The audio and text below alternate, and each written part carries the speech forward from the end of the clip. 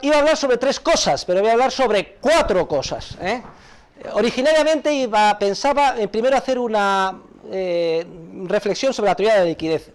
De hecho, había articulado mi intervención como 3 mitos. 3 grandes mitos o mentiras, que son los que quiero comentar hoy. El primer mito, al que me voy a referir, es el relativo a que la teoría de la liquidez forme de alguna manera parte del análisis económico de la teoría de la Escuela Austríaca de Economía. No tiene ni forma ninguna parte, ni tiene nada que ver, y a eso va a ser a lo que voy a dedicar los primeros 10 minutos de mi intervención. En segundo lugar, el segundo mito, y lo voy a conectar con el primero, hace referencia a si la guerra de secesión o de la guerra civil de Estados Unidos de 1861 al 65 tuvo que ver o no, tuvo su origen o no en la abolición de la esclavitud. Y el tercer mito, de enorme actualidad, se refiere al debate que estamos escuchando continuamente sobre si las políticas de crecimiento deben de sustituir a las políticas de austeridad en los actuales momentos para salir de la crisis. Sin embargo, justo cuando salía de casa, recibo el siguiente mensaje. Lo dicho por el Papa Francisco en una entrevista, cuando era cardenal, en Buenos Aires, Jorge María Bergoglio, que le hace la cadena pública por cable 24 de Estados Unidos. Dice el Papa Francisco lo siguiente, tomen buena nota, dice: culpo a los políticos que buscan sus propios intereses. Los socialistas creen en la redistribución cuando es una de las razones de la pobreza. Ustedes quieren nacionalizar el universo para controlar todas las actividades humanas. Ustedes destruyen el incentivo del hombre para inclusive hacerse cargo de su familia. Un crimen contra la naturaleza y contra Dios. Lo siento, Paco, contra Dios. Estas ideologías crean más pobres que todas las corporaciones que ustedes etiquetan como diabólicas. Lo mejor de la entrevista es cuando replica al periodista, cuando el periodista le replica al Papa. Nunca había escuchado algo así, tan reaccionario por parte de un cardenal. A lo cual el Papa Francisco suelta esta perla. La gente dominada por socialistas necesita saber que no tenemos que ser pobres. El imperio de la dependencia creado por Hugo Chávez, con falsas promesas, mintiendo para que lleguen a arrodillarse ante el gobierno y ante él, dándoles peces, pero sin permitirles pescar. Si en América Latina alguien aprende a pescar, es castigado, y sus peces confiscados por los socialistas. La libertad es castigada.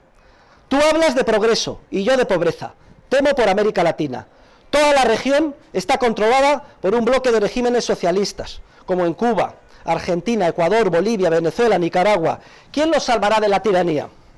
Entonces el periodista, ya desconcertado, dice: es que usted es un capitalista, monseñor. A lo cual el purpurado responde: si pensar que el capital es necesario para construir fábricas, escuelas, hospitales, iglesias, tal vez lo sea. ¿Tú te opones a este proceso? El periodista a la defensiva dice que no, pero que si no piensa que el capital siempre está arrebatado por corporaciones multinacionales abusivas, a lo cual Bergoglio contesta: no, yo pienso que la gente, a través de sus opciones económicas, decide qué parte de su capital irá para esos proyectos. La utilización del capital debe ser voluntaria. Solo cuando los políticos confiscan ese capital para construir obras del gobierno, alimentar la burocracia, surge un grave problema. El capital invertido de forma voluntaria es legítimo, pero el que se invierte a base de coerción es ilegítimo.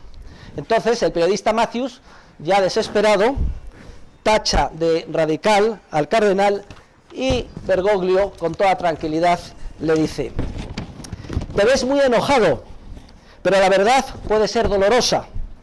Ustedes han creado el estado del bienestar y ha sido solo respuesta a las necesidades de los pobres creados por la política, precisamente. El estado interventor absuelve a la sociedad de su responsabilidad. Las familias escapan de su responsabilidad con el falso estado de bienestar, e inclusive de las iglesias. La gente ya no practica la caridad, pues ve a los pobres como un problema del gobierno. Para la iglesia ya no hay pobres que ayudar, los han empobrecido permanentemente, y son ahora propiedad de los políticos. Y algo que me irrita profundamente es la inhabilidad de los medios para observar el problema sin analizar cuál es la verdadera causa. A la gente la empobrecen para que luego vote por quienes los hundieron precisamente en la pobreza. Esta última tesis, de alguna forma, ya la había escrito Ratzinger, la había escrito y Juan Pablo II, sobre todo, en Centesimus Annus. Quiero decir que esto es importante y ya está circulando por internet la entrevista y de alguna forma sirve para refutar la imagen que teníamos del Papa Francisco en las declaraciones sacadas fuera de contexto, bien es cierto que muy reducidas, muy pequeñas, muy escuetas, en contra de la economía de mercado. Y dicho esto, vamos a pasar a coger el toro por los cuernos y vamos a ver el primer mito. Señores, primer mito. En torno a si la teoría de la liquidez forma parte o no de la escuela austríaca. Ni siquiera eso. A si la teoría de la liquidez es compatible con la teoría del análisis de la escuela austríaca. Nada más lejos de la realidad. Y vamos a demostrarlo. Bueno, previamente no hace falta, estamos todos aquí, resumir en qué consiste tal teoría, que está bien articulada en diferentes lugares. Pero prácticamente es una amalgama de las viejas doctrinas de Real Bills, las necesidades del comercio, la teoría del reflujo de Fullerton, de acuerdo con la misma, la banca con reserva fraccionaria, si es que presta a corto plazo, descontando letras de buena calidad, no generaría ciclos. Es radicalmente falso. Y vamos a demostrarlo ahora, en este momento. Y vamos a hacerlo con el instrumental analítico del que carece la teoría de la liquidez, que es la teoría del capital y de los ciclos. Imaginémonos una economía constituida por una estructura de etapas, de 5 etapas productivas, de 5 años de duración cada una. Vamos a suponer que es una economía de uniforme giro, consolidada. Por tanto, en términos monetarios, visualicemos primera etapa, segunda, tercera, cuarta, quinta, el triángulo hayekiano. Las ventas que pasan de una etapa a otra son todas, se materializan todas en ventas de primera calidad. Vamos a suponer además que cada periodo temporal de un año está constituido, visualicémoslo, por 7 meses de proceso productivo y 3 meses que los capitalistas esperan para cobrar, porque dan facilidad de pago en cada una de las etapas a los clientes de la siguiente. Y que la economía va funcionando así y sin banca, y sin reserva fraccionaria y sin nada. Bien, pues este escenario vamos ahora a incorporarle que entra un sistema bancario, y no vamos a entrar en consideraciones, Paco, no te pongas nervioso, de tipo ético, por lo menos ahora. Y viene el sistema bancario y dice, no, señores capitalistas, ustedes están esperando un año en cada etapa innecesariamente, porque aquí vengo yo y les voy a descontar sus letras, que son todas de buena calidad, a 3 meses. Y efectivamente llega el sistema bancario, les descuenta y les adelanta 3 meses en cada una de las etapas a todos los capitalistas y les da ya liquidez en forma de billetes de banco o depósitos. Si no se produce un cambio en la tasa de preferencia temporal y los capitalistas de cada etapa quieren seguir esperando el año, dirán, no, yo recibo la liquidez en el mes noveno, pero quiero seguir esperando el año. Esa liquidez la van a reinvertir, comprando a sus proveedores bienes de capital y adquiriendo o demandando factores originarios de producción.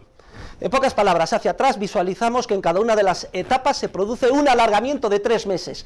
3 meses por 5 etapas, 15 meses de alargamiento artificial de la estructura productiva, es decir, 1 año y 3 meses, en pocas palabras, un 25% de 5 años que duraba la etapa en el momento inicial, antes de que entrara la banca a jugar su papel, hemos pasado a 6 años y cuarto, sin que se haya producido ningún aumento del ahorro en esa sociedad y financiado como consecuencia de la liquidez creada ex novo por el sistema bancario, descontando letras, todas ellas de primera calidad.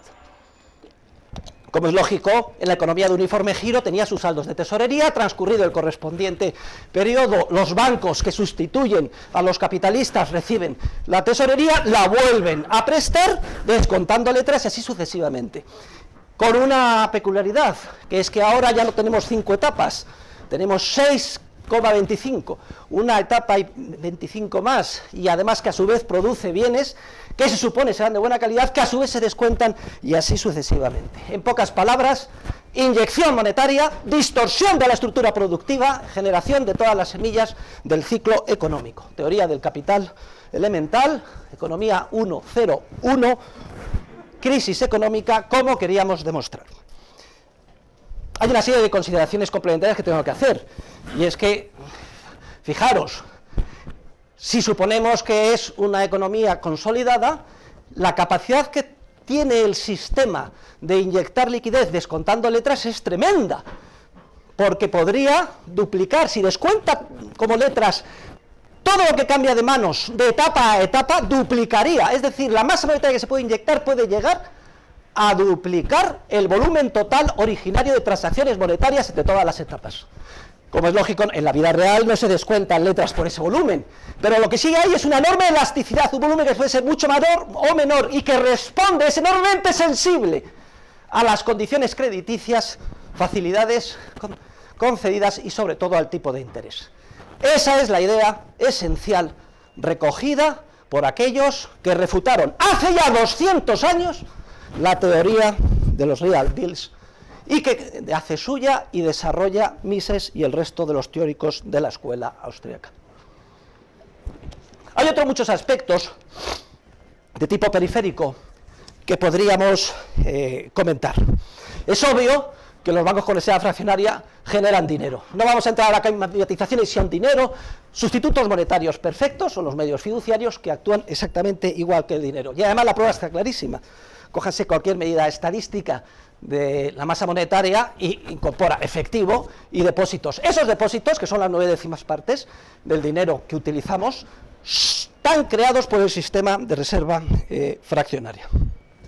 Otra idea muy importante es la de no confundir los saldos de tesorería con el ahorro. Son cosas que no tienen nada que ver. No confundamos las churras con las merinas. Los saldos de tesorería es una magnitud stock. El ahorro es una magnitud flujo. Y es perfectamente posible disminuir el ahorro y consumir más aumentando saldos de tesorería si, por ejemplo, se venden activos financieros.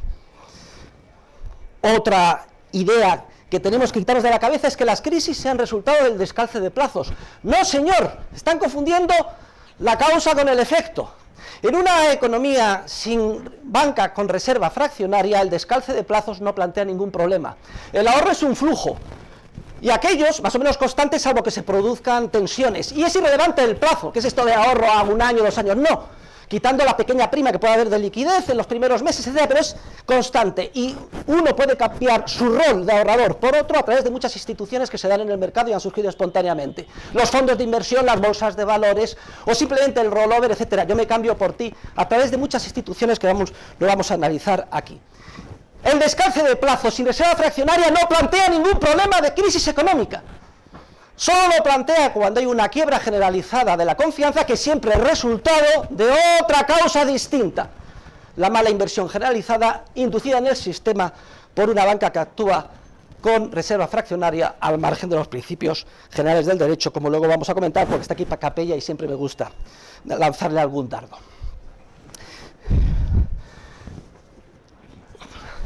La banca con reserva fraccionaria, y esto tiene cierta conexión con la actualidad, tiene un gran inconveniente, y es en el momento en el que se pierde la confianza, pues si no hay un prestamista de última instancia se desmorona el sistema financiero, el sistema monetario, y esto tendría unas consecuencias trágicas.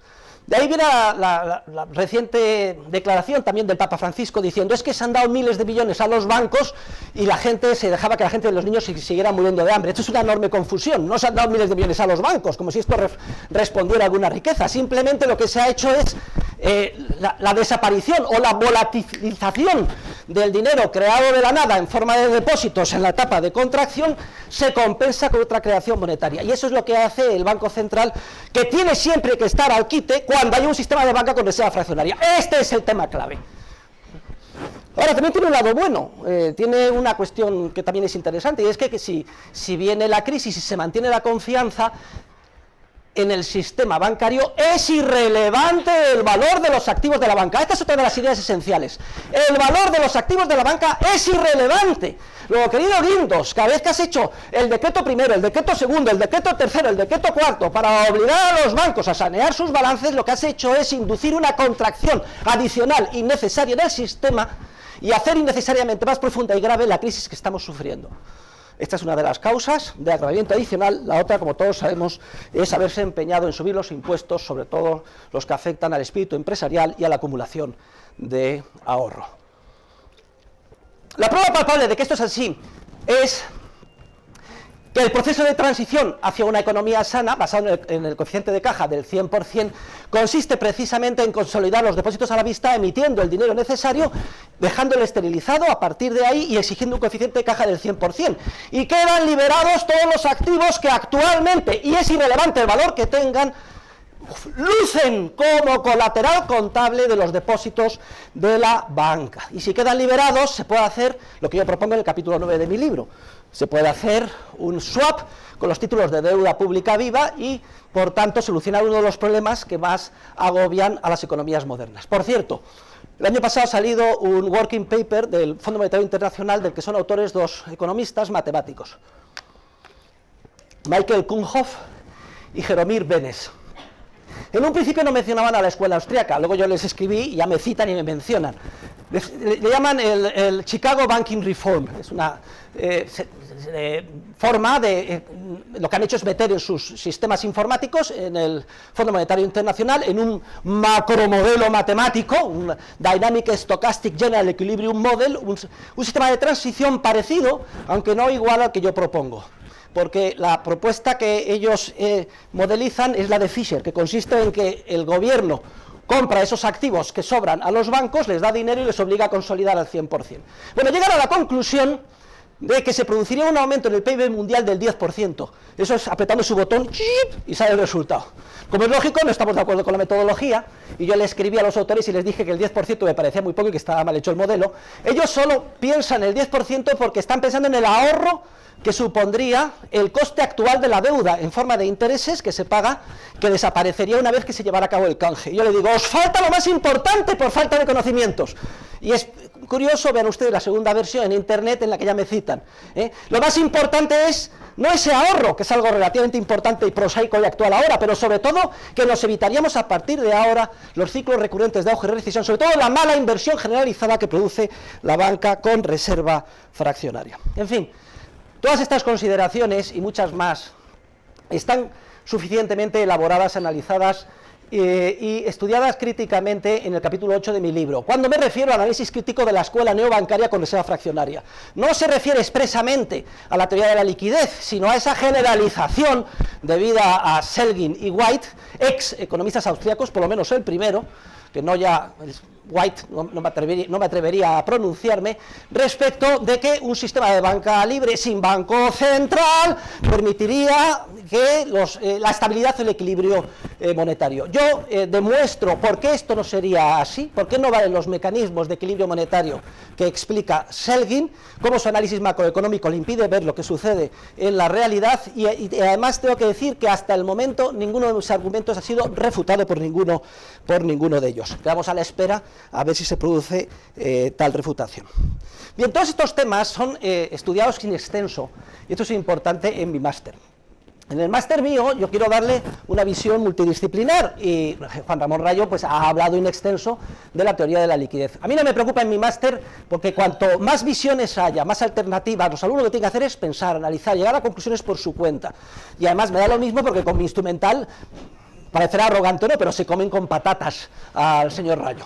El problema se plantea en el otro máster, en el máster de OMA, porque es un máster también muy importante, que está teniendo mucho empuje y mucho éxito, el máster online Manuel Ayau, en el que se explica casi con carácter exclusivo la teoría de la liquidez, y hay una gran ausencia o carencia, que es la teoría del capital austríaco y la teoría del ciclo austríaco. Entonces es importante, yo ya le he manifestado por escrito, mañana voy a hablar con Gabriel Calzada, sería imprescindible en este máster, si no queremos que se diluya como un azucarillo en un océano, que por lo menos alguien explique una visión alternativa y haya debate.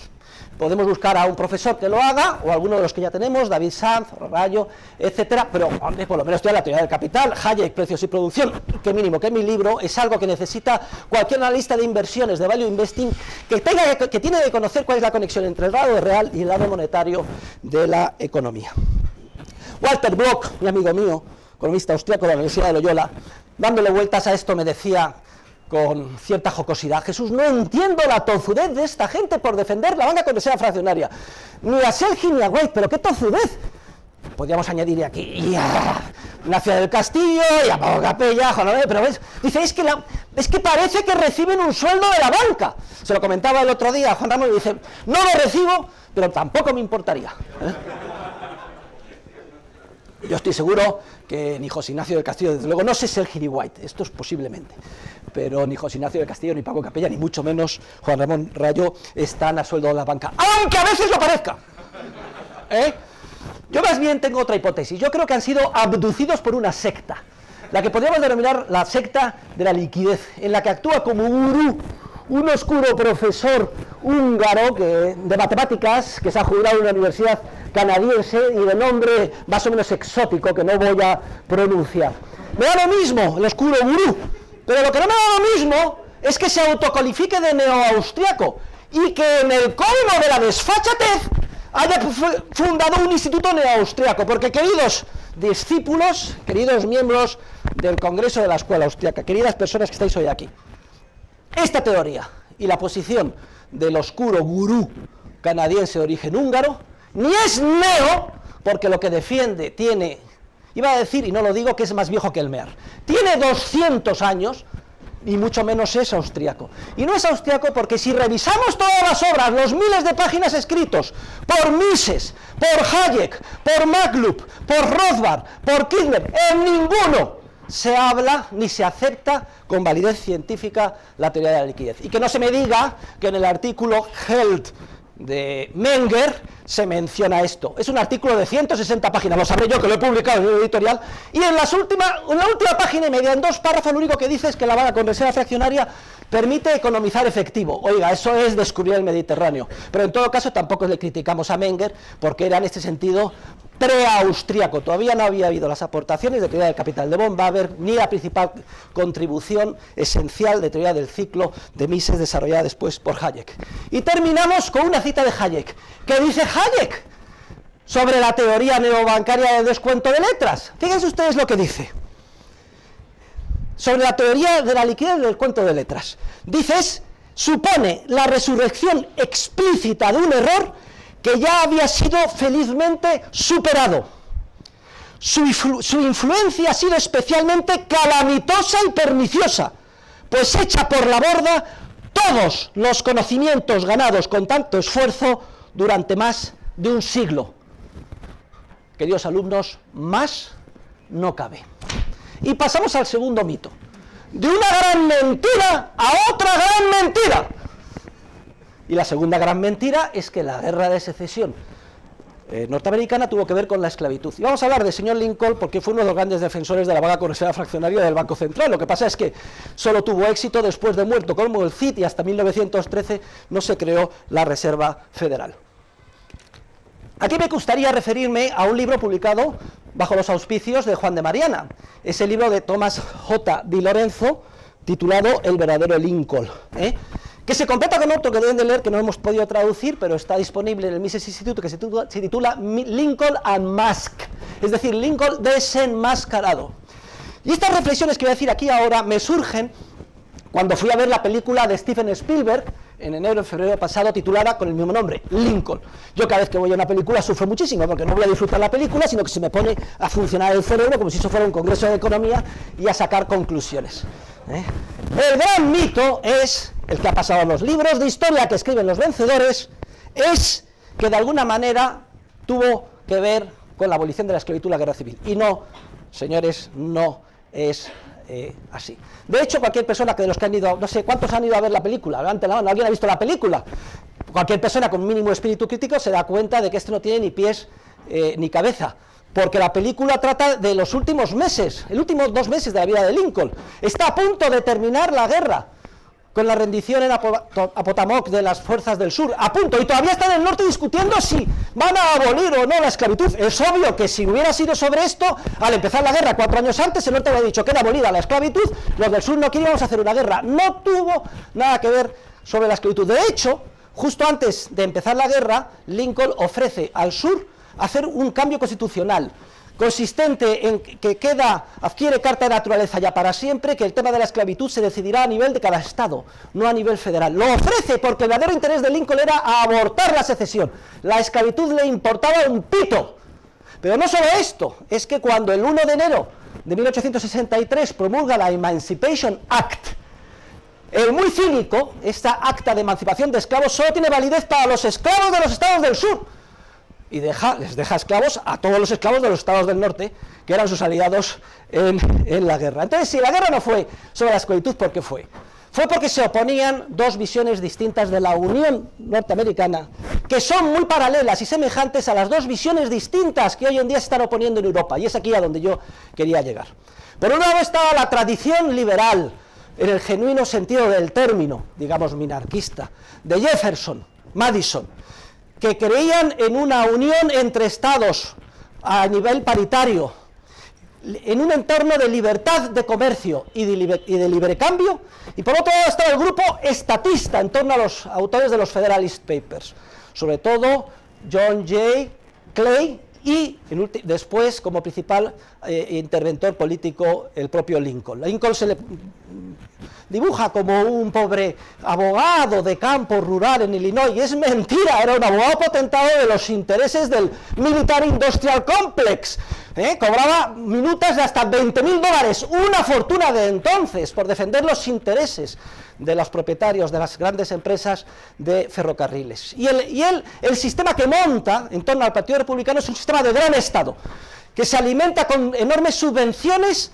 que se conceden por parte del Estado a estas empresas, sobre todo de los ferrocarriles, llevar a cabo lo que llaman los land improvements, equivalentes a obras públicas, y además en la concesión gratis de tierras al populacho para conseguir votos. Y para todo eso necesita financiación, un Estado necesita impuestos, y el impuesto era el arancel. En el momento en que el sur amenaza con separarse, todo su entramado político se desmorona. Y no dura ni un momento en llevar a su país a una costosísima guerra civil que supone 620.000 muertos, el 3% de la población de Estados Unidos de entonces, en aras, en el altar de sus ambiciones políticas.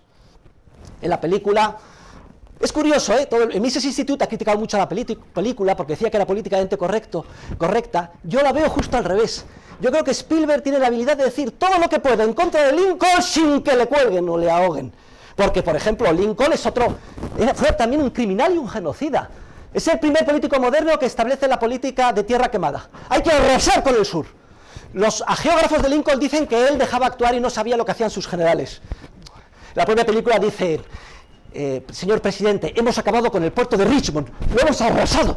Es decir, un cañonazo cada 5 segundos.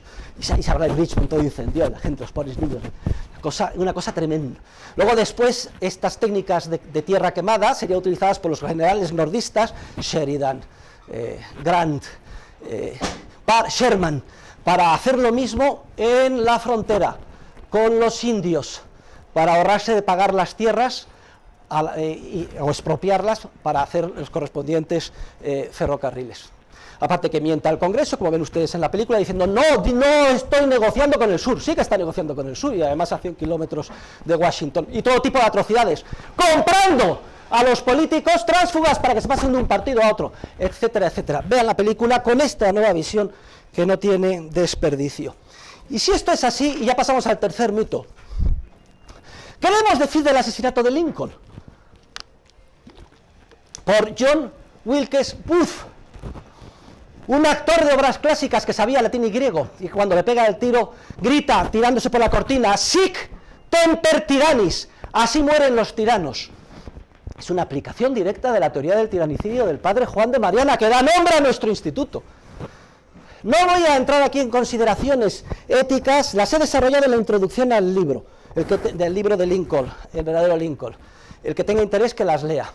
Pero desde luego Así como nadie dudaría pegarle un tiro a Hitler si hubiera tenido tiempo, y hoy, cuando hemos visto la película Valkyria, consideramos héroes a los que dejaron su vida tratando de asesinar a Hitler, imaginemos que sale un Lincoln hoy en la Unión Europea continental, que convence a todos que hay que hacer un ejército para obligar por la fuerza al Reino Unido a mantenerse dentro de Europa. Todos pensaríamos, esa persona está loca, se ha ganado a pecho el tiro, hay que matar a ese tirano desquiciado. Pues el paralelismo, no piensen ustedes que es tan alejado. Y pasamos al tercer mito, porque ¿en qué situación se encuentra Europa ahora con Estados Unidos? Si reflexionamos un poco, y este fue el principal mensaje que yo obtuve cuando salí de la película, me doy cuenta de que la Unión Europea se encuentra en muchos aspectos igual a como estaba Estados Unidos, felizmente, antes de la Guerra Civil. La Unión Europea carece de constitución, menos mal. El poder de cada Estado de la Unión Europea es muchísimo mayor del que quedó luego para los Estados una vez que se terminó la Guerra Civil. Tenemos un arancel comunitario bastante bajo. Y en ese sentido, no ha habido el proceso unificador, por lo menos en el nivel, la extensión y la profundidad que se ha producido en Estados Unidos. Tenemos que ser conscientes que esto es una bendición y que todas las fuerzas que claman por la Unión Política Europea en realidad van en contra de la libertad. Y aquí hay un aspecto concreto que es el tema del dinero, porque tenemos un euro y algunos dirán, bueno, es que el euro fue creado, lo vamos a ver en la película, por los grandes intervencionistas de Bruselas para que en torno a él pivotara la unión política. Puede ser que fuera así, y así lo explica muy bien mi directo discípulo Philippe Babus, que hoy no puede estar aquí porque está en la Universidad de Angers haciendo un stage con el profesor Guido Hülsmann. Pero no es menos cierto que respecto del sistema de monedas nacionales con tipos de cambio flexibles, el euro ha supuesto un avance en la buena dirección que incluso supera en disciplina lo que sería un sistema de tipos de cambio fijo, porque en el momento en que cualquier Estado haga una política económica alocada, incurra en déficit, si no pierde la confianza de los mercados internacionales y no se puede financiar, suspende pagos en una noche. Y si tiene que recurrir al Banco Central Europeo o a sus colegas de otros países, tiene que poner de acuerdo a 17 países y además al final le terminarán ayudando, como es lo que ha sucedido, pero siempre a cambio de reformas, cosa que jamás sucede en Estados Unidos. Por ejemplo, está en quiebra California y la Reserva Federal. Joder, si compra el 77% de la nueva emisión de Treasury Bills federales, ¿cómo no va a comprar el 100% de la deuda que emita California? Y las reformas a calendas graecas porque son costosas desde el punto de vista político. Miren, nadie duda, y lo repitió Hayek hasta la saciedad, que a cortísimo plazo se puede absorber cualquier volumen de desempleo incrementando el gasto público. Pero ese no es el tema. El tema es si ese empleo es un empleo no sostenible. Y ese empleo que pueda generarse es insostenible. Esas políticas de crecimiento inducen rigidez, igual que induce rigidez el sistema de banca con reserva fraccionaria. Porque de alguna forma extienden en la sociedad que todos los ajustes de precios tienen que ser vía incremento de precios nominales, que ningún precio nominal puede bajar. Y eso lo que hace es cubrir las espaldas a los sindicatos, a los grupos privilegiados de interés, etcétera, cuyos nefastos efectos de sus políticas, las políticas que demandan y que logran que se lleven a la práctica, permanecen ocultos para la mayor parte de la ciudadanía. No sucede esto con un sistema monetario estable, rígido, mucho menos con un coeficiente de caja del 100%, que es el sistema menos rígido, por cierto, en la medida en que evita esas rigideces institucionales en las que nos tenemos que fijar. Luego, ¿cuál es la alternativa? La alternativa es el marco disciplinador del euro, y es un marco disciplinador a todos los niveles. Estamos en un segundo plan de estabilización. Desde el último trabajador, pasando por los empresarios, los partidos políticos, hasta la monarquía, todo el mundo hoy está en estado de catarsis, apretándose el cinturón, y no porque sean buenos, etcétera, simplemente porque el marco les disciplina. Y da lo mismo las ideologías políticas, los partidos, lo que se quiera hacer. A final de mes, si no hay dinero y no se pueden pagar las nóminas, algo habrá que hacer. Y no hay más remedio que apretarse el cinturón y hacer las cosas bien. Y la austeridad funciona. Ayer mismo han subido el rating a Grecia. Han subido el rating a Grecia. De triple C a B. ¿Por qué? Porque Grecia ha adquirido, ya tiene superávit estructural en sus cuentas públicas, quitando el servicio de la deuda. ¿Y España? España, un país cuya primera industria es la del turismo, 10% del Producto Interior Bruto, acabamos de alcanzar algo increíble, superávit comercial. Vamos a ver en la película todas estas ideas. Vamos a ver en qué medida se parece el euro, o se aproxima, siquiera sea imperfectamente, al patrón oro. Cómo el euro supera al oro en solo una cosa, que es mucho más difícil salirse del oro de lo que en su día fue salirse del patrón, salirse del euro de lo que en su día fue salirse del patrón oro. Vamos a ver al profesor Bagus reconociendo, se pone muy rojo el pobre, ya saben, reconociendo que sí, que el euro es menos malo que el dólar y la libra. Con lo cual se tiene que tragar un pequeño sapo, porque pero se le perdona como alemán. Igual que le perdonamos a Juan Ramón Rayo, se le perdona a Pablo Cabella, e incluso a José Ignacio del Castillo sus veleidades sectarias, también le perdonamos al pueblo de Bagus su campaña contra el euro, sobre todo porque es alemán y son los que más salen perdiendo. Si es que el bando de la austeridad anti-Lincoln no es el que al final gana. Vamos a ver cuáles son los pecados en la película que ha cometido el Banco Central Europeo. Ha cometido pecados gravísimos, porque ha sido incapaz de aislar a Europa del descontrol monetario anglosajón, que es tradicional desde la Segunda Guerra Mundial, y por tanto nos ha inoculado el vacilo de la crisis, que sobre todo ha afectado a los países de la Europa periférica. Vamos a ver cómo en términos de resultados económicos, en términos de déficit público, en términos de inflación, en términos de desempleo, los resultados son mucho mejores en la Europa saneada en base a la austeridad en Alemania que en Estados Unidos.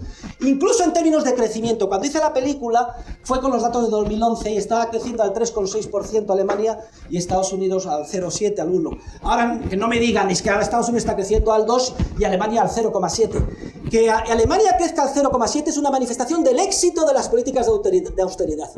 Claro, se ha producido una deflación interna en los países periféricos, sobre todo en España, tan profunda que ahora les es mucho más barato importar productos españoles. Cada vez son más las pymes que toda su producción la venden íntegramente exportándola. Y les cuesta más trabajo a los alemanes vender sus productos, con lo cual se está resintiendo la economía alemana. ¿Por qué? Porque el flujo monetario está empezando a ir hacia los países periféricos. Y de hecho, que Estados Unidos crezca, entre comillas, un 2% con el descontrol monetario, las 3 medidas de quantitative easing, la compra directa y sin vergüenza ni rubor alguno del 77% de toda la deuda federal que emiten para financiar un 10% de déficit de los presupuestos cada año. Que con todo eso la economía americana, con la fuerza que tiene su empresarialidad, con su fuerza de innovación, con la flexibilidad de su mercado laboral, solo crezca un 2%, para mí, no sé lo que opinarán ustedes, es la manifestación más clara del fracaso de la política de Bernanke. En suma, hay una lucha de paradigmas en este segundo plan de estabilización. Por un lado está Hayek con la austeridad, la disciplina, la transparencia. Por otro lado están las huestes de monetaristas keynesianos que quieren gastar políticas de crecimiento, tirar la casa por la ventana y absorber a corto plazo el desempleo. Nos jugamos nuestro futuro en quien gane en esta ocasión. En los años 30 triunfó Keynes, por desgracia, y ahora tenemos a su acólito, Esquidesky diciendo tonterías, y toda la prensa encabezada por el ABC endiosándole. Hoy espero, por el bien de todos, que el que gane sea Hayek y Mises. Muchas gracias.